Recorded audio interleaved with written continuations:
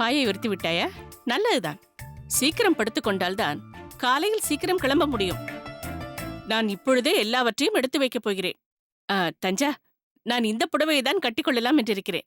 என்ன மாமி, நாளை காலை எங்கு போக வேண்டும்? வர வர உனக்கு ஞாபக மறதி அதிகமாகிவிட்டது. நேற்றே சொன்னேனே, நாளை காலை வடமங்கலம் போக வேண்டும் என்று. நீயும் சரியென்று சம்மதித்தாயே. அதனால் என்ன, இப்பொழுது போக வேண்டாம் என்று தீர்மானித்து விட்டேன். திடீரென்று இப்படி சொன்னால் என்ன அர்த்தம்? நான் வரப்போவதில்லை என்று அர்த்தம். நீ செய்வது கொஞ்சம் கூட நன்றாக இல்லை தஞ்சா. எனக்கு கோபமாக வருகிறது. நீங்கள் செய்வது கூடத்தான் எதுவுமே நன்றாக இல்லை. அதற்கு நான் எத்தனை கோபித்துக் கொள்ள வேண்டும்? நான் செய்தது எது சரியாக இல்லை? எதற்காக நீ கோபித்துக் கொள்ள வேண்டும்? சமீபத்தில் நடந்த விஷயத்தை எடுத்துக்கொள்ளுங்களேன். கோரேசனாவை பற்றி என்னவெல்லாம் சொன்னீர்கள்? ஆண்டாளின் ஜாதகத்தில் தோஷம் இருப்பது தெரிந்தும் நெருப்போடு விளையாடுகிறார்கள். கிரகங்களின் சஞ்சாரத்துடன் நாம் விளையாட முடியுமா? கூரேசர் அண்ணாவை கடைசியாக ஒரு முறை பார்த்துவிட்டு வந்து விடுவோம் என்றெல்லாம் வாய்க்கூசாமல் பேசினீர்கள். இப்பொழுது என்ன நடந்தது? திருக்கச்சி நம்பி சுவாமிகள் சென்று பார்த்தார். பாசுரம் பாடி பிழைக்க வைத்தார். அண்ணா முன்பை விட இன்னும் சுறுசுறுப்பாக இருக்கிறார் என்று கேள்விப்பட்டேன். அப்பாதான் சொல்லிக் கொண்டிருந்தார். காக்கை உட்கார பனம்பழம் விழுந்த கதையாக இருக்கிறது இது. கூரேசன் குணமாகி வரும் தருவாயில் திருக்கச்சி நம்பிகள் சென்றிருக்கிறார். உடனே எல்லோரும் அவர் ஏதோ அதிசயம் செய்து விட்டது போல் தலைமேல் தூக்கி வைத்துக் கொண்டு ஆடுகிறார்கள். உங்களுக்கு அவரை கண்டாலே ஆகாது. அதனால்தான் அவர் நிகழ்த்திய அதிசயத்தை ஏற்க மறுக்கிறீர்கள். ஏளனமாக பேசிக் கொண்டிருக்கிறீர்கள். இப்படியெல்லாம் நான் சொல்ல போகிறேன் என்றுதானே நீ நினைத்திருப்பாய். ஆனால் நான் அப்படி சொல்ல போவதில்லை. ஏனென்றால் பாசுரத்தின் மகிமையை நானும் அறிவேன். மாமி, 1000 தான் இருந்தாலும் ஒரு விஷயத்தில் உங்களை பாராட்டாமல் இருக்கவே முடியவில்லை. மிக எளிதில் இருபக்கமும் பேச உங்களால் தான் முடியும். எது எப்படியோ, நீங்கள் சொன்னது போல் ஜாதகத்தால் அவர்களுக்கு எந்த பாதிப்பும் ஏற்படவில்லை என்பதை இப்பொழுதாவது ஏற்றுக்கொள்கிறீர்களா? இல்லை தஞ்சா, இது ஏதோ தற்காலிகமாக நடந்தது போல்தான் இருக்கிறது. ஆனால் விதியை யாராலும் வெல்ல முடியாது. ஆமாம் ஆமாம், விதியை யாராலும் வெல்ல முடியாதுதான். அதே போல் அந்த பிரம்மதேவனே நேரில் வந்தாலும் உங்களை திருத்த முடியாது. தஞ்சா, அதெல்லாம் போகட்டும். நாளை ஏன் நீ என்னுடன் வர மறுக்கிறாய்? மாமி, தவறாக எடுத்துக்கொள்ள வேண்டாம். இனி நான் உங்களிடமிருந்து சற்று விலகியே இருக்கலாம் என்று தீர்மானம் செய்துவிட்டேன். என்ன தஞ்சா, புதிதாக ஏதேதோ சொல்கிறாய்? 2 தினங்களாக நினைத்து பார்த்தேன். உங்களால் எனக்கு எந்த பயனும் இல்லை. மாறாக உபத்திரவம்தான் அதிகமாகிக் கொண்டிருக்கிறது. நீங்கள் வந்த அன்றிலிருந்தே நினைத்து பாருங்கள்.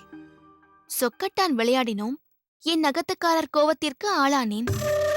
பின் ஆற்றங்கரையோரம் பாட்டியுடனும் அமுதா மாமியுடனும் தகராறு செய்தீர்கள். நான் மன்னிப்பு கேட்டேன். என்னிடமிருந்து வளையல்களை வாங்கி போனீர்கள்.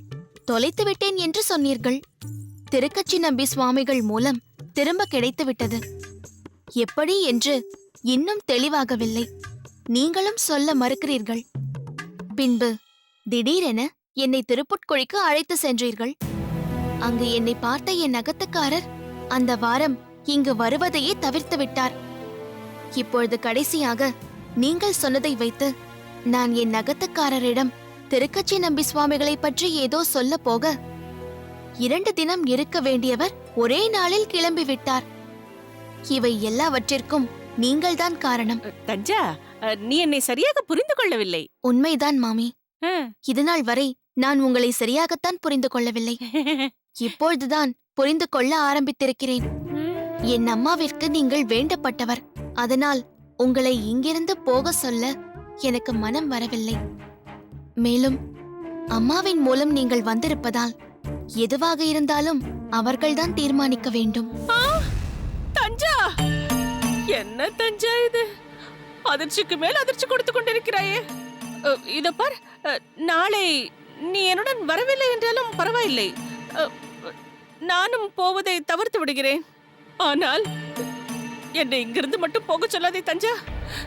இத பார், எனக்கு வேறு போக்கிடமில்லை. வேண்டுமென்றால் நான் இங்கேயே ஏதாவது ஒரு மூலையில் முடங்கி கிடக்கிறேன். உன்னுடைய எந்த ஒரு விஷயத்திலும் நான் தலையிட மாட்டேன். வெறும் சீதன வெள்ளாட்டியாக மட்டுமே இருக்கிறேன். போதுமா? நான் எந்த பாதகமும் செய்ய மாட்டேன். கௌசல்யாவிடமும் எதுவும் சொல்லிவிடாதே. உன் அகத்துக்காரரை பற்றியோ, திருக்கச்சி நம்பி சுவாமிகள் பற்றியோ, இந்த அகத்தில் இருப்பவர்கள் பற்றியோ, பாட்டியை பற்றியோ, யாரை பற்றியும் வாயவே திறக்க மாட்டேன். இது உன் மீது இல்லை, என் மீது சத்தியம். நான் இங்கேயே இருக்கிறேன். எனக்கு அடைக்கலம் கொடு தஞ்சா.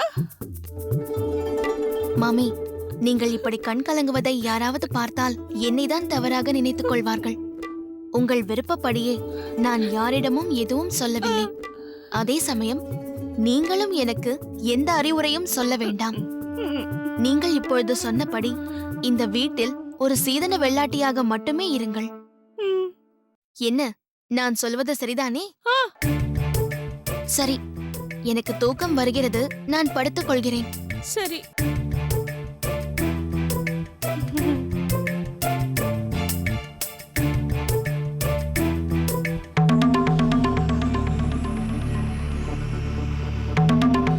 எந்த வியாதிக்கு எந்த மருந்து குணமளிக்கும் என்று வைத்தியருக்கு தெரியும்.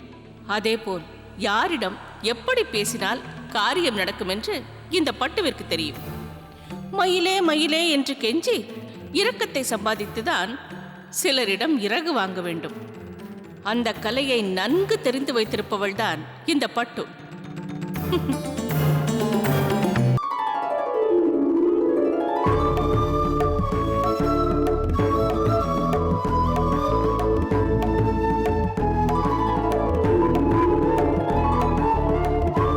சுவாமி, பூர்ணகும்ப மரியாதையை ஏற்று அருளுங்கள். சன்னதிக்கு எழுந்தருளுங்கள். வந்தனம் சுவாமி.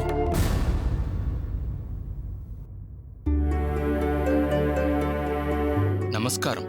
ஆச்சாரியர் இன்று திருக்கோயிலுக்கு எழுந்தருளியதில் அடியனுக்கு மற்றற்ற மகிழ்ச்சி. அணியரங்கரே, உம்மை பார்த்து வெகு நாட்களாயிற்று. நலம்தானே? நலத்திற்கு ஒரு குறையும் இல்லை. அரங்கனின் அருளால் மிகவும் அற்புதமாக இருக்கிறேன். சுவாமி, அடியேனும் தெய்வவாரி சுவாமிகளும் சன்னதிக்கு சென்று தாங்கள் சாற்று முறை சேவிக்க மற்ற ஏற்பாடுகளை கவனிக்கிறோம். சரி, வருகிறோம் சுவாமி.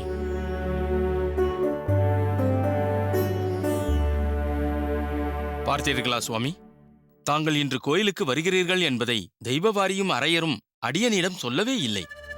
சொல்லியிருந்தால் மிகவும் விமர்சையாக வரவேற்றிருப்பேன். அதனால் என்ன? பூரண கும்பம் மரியாதையுடன் நல்ல விதமாகத்தான் வரவேற்கப்படுகிறேன். இருப்பினும் அடியனுக்கு தங்களின் வருகையை பற்றி இவர்கள் தெரிவித்திருக்கலாம். கோயில் அதிகாரி என்று ஒருவன் இருக்கிறேன், ஆனால் ஒரு தகவலும் வரவில்லை.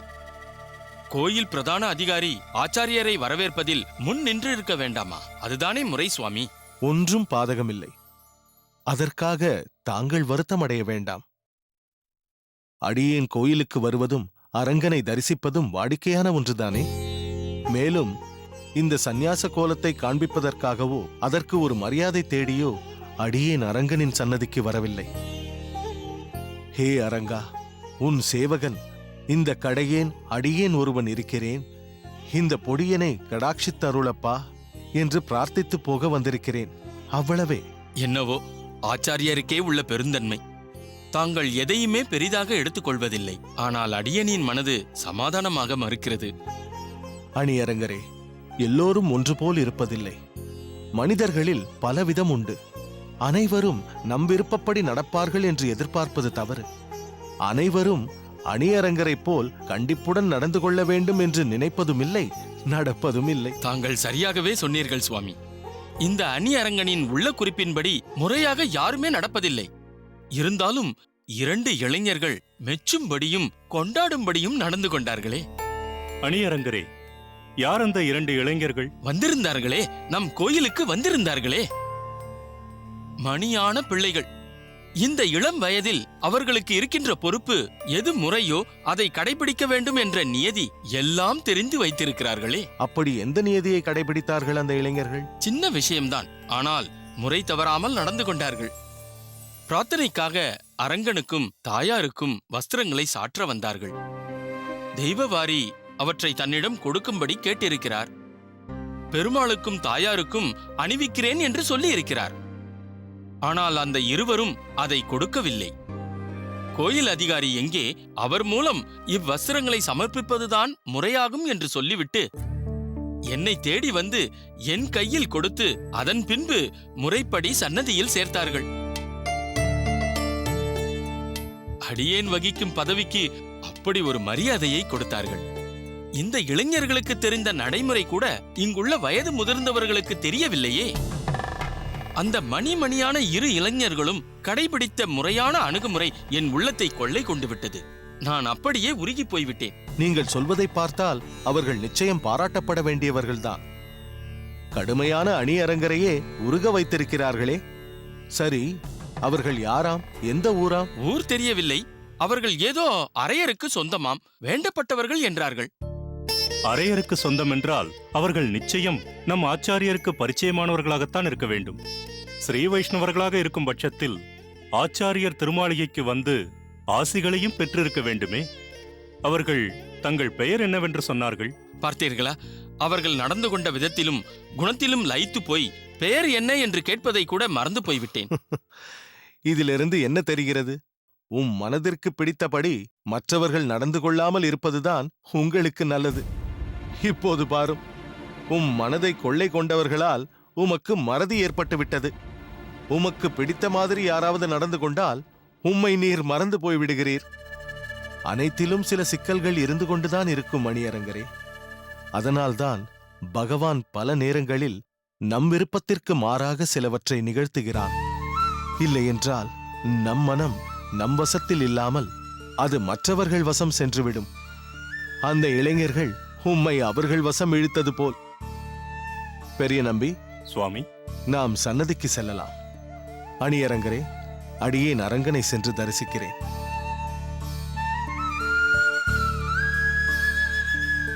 நாம் ஒன்றை மனதில் வைத்து சொன்னால் இந்த ஆச்சாரியர் என்னையே மடக்கி வேறு விதமாக ஒன்றை சொல்லிவிட்டு போகிறாரே.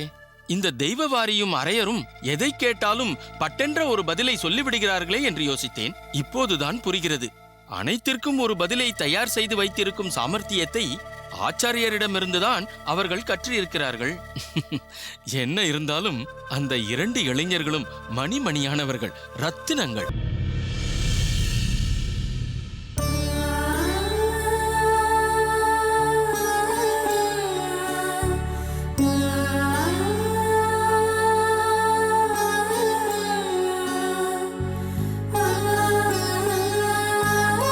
நமஸ்காரம் சுவாமி. நமஸ்காரம்.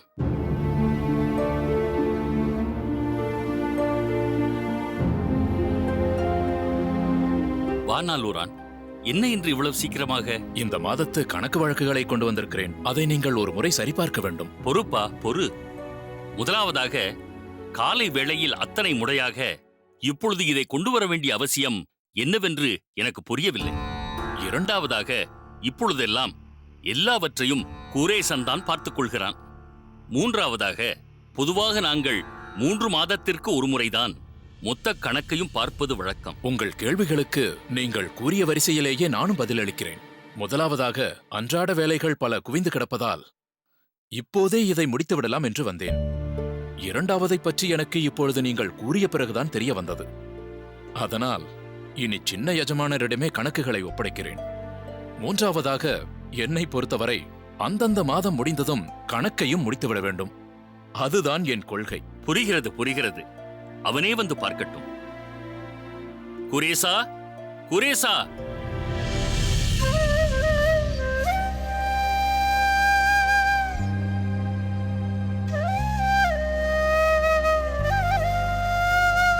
வா குரேசா, நாலூரான் ஏதோ கணக்கு வழக்கு கொண்டு வந்திருக்கிறார். அதை சரிபார்க்க வேண்டுமாம். எல்லாவற்றையும் சரிபார்க்கதானே இவரை அமர்த்தி இருக்கிறோம். உண்மைதான். நான் சரிபார்த்தது சரியாக இருக்கிறதா என்பதை நீங்கள் பார்க்க வேண்டாமா? சரி, எதுவாக இருந்தாலும் நீங்களே பார்த்து விடுங்கள் தந்தையே. என்ன குரேசா, புதிதாக ஏதேதோ கூறுகிறாய்?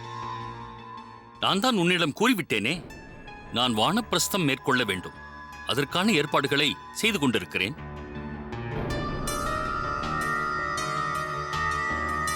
இருந்தும் ஒன்று மாற்றி ஒன்று ஏதாவது பணி வந்து கொண்டே இருக்கிறது.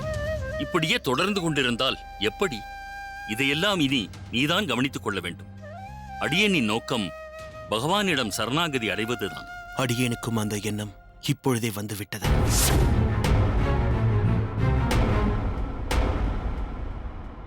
நீ சரணாகதி அடைவதெல்லாம் இருக்கட்டும். நாலூரான் காத்துக் கொண்டிருக்கிறார். அவருக்காகவாவது முதலில் அந்த கணக்கை பார்த்துவிடு. தவறாக எடுத்துக்கொள்ளாதீர்கள். அடியேனுக்கு இதிலெல்லாம் நாட்டமில்லை. இவை எல்லாவற்றிலிருந்தும் விடுபட வேண்டும் என்று நினைக்கிறேன். மேலும் நாலூரான் எல்லாம் சரியாகத்தான் செய்திருப்பார். சரியாக செய்திருக்கிறேன் என்பது ஒரு பக்கம் இருக்கட்டும். ஆனால் நீங்கள் பார்த்து ஒப்புதல் அளித்தால்தான் எனக்கு திருப்திகரமாக இருக்கும். நாலூரான், உன்னை எங்களிடம் அழைத்து வந்தது சாமானியர் அல்ல, சோமயாஜி சுவாமிகள். அவரால் அறிமுகப்படுத்தியவர் என்றால் எந்த அளவிற்கு அலசி ஆராய்ந்திருப்பார் என்பதை நாங்கள் அறிவோம். ஆதலால் இந்த கணக்கு விவகாரங்களில் அடியேனுக்கு ஈடுபாடு இல்லை. உனக்கு ஏதாவது சந்தேகம் இருந்தால் அதை பற்றி தந்தையிடம் கேட்டு தீர்த்துக்கொள். அடியேனுக்கு இப்பொழுது மனம் இதில் லைக்கவில்லை. குரேசா, நான் சொல்வதை கேள். தந்தையே, தயவு செய்து என்னை கட்டாயப்படுத்தாதீர்கள். குரேசா,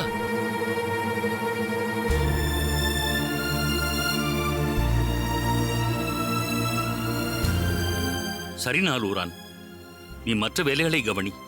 2-3 தினங்கள் போகட்டும், பிறகு பார்த்துக் கொள்ளலாம். ஆகட்டும் சுவாமி.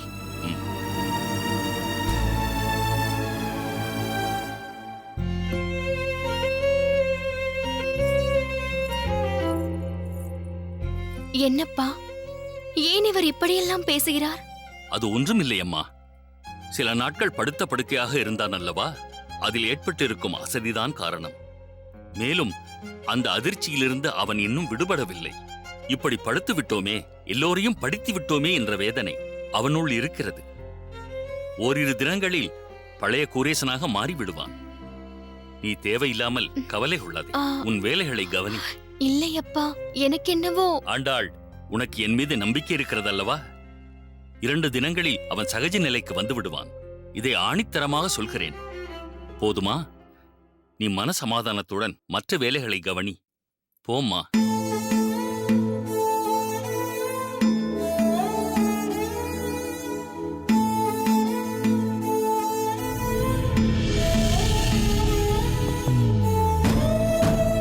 சுவாமி, இந்த வகையில் இன்னொரு அற்புதத்தையும் நிகழ்த்தி மற்றொரு உத்தமனையும் மீட்டெடுக்க வேண்டும். நீ யாரை சொல்கிறாய்? கோவிந்தன்.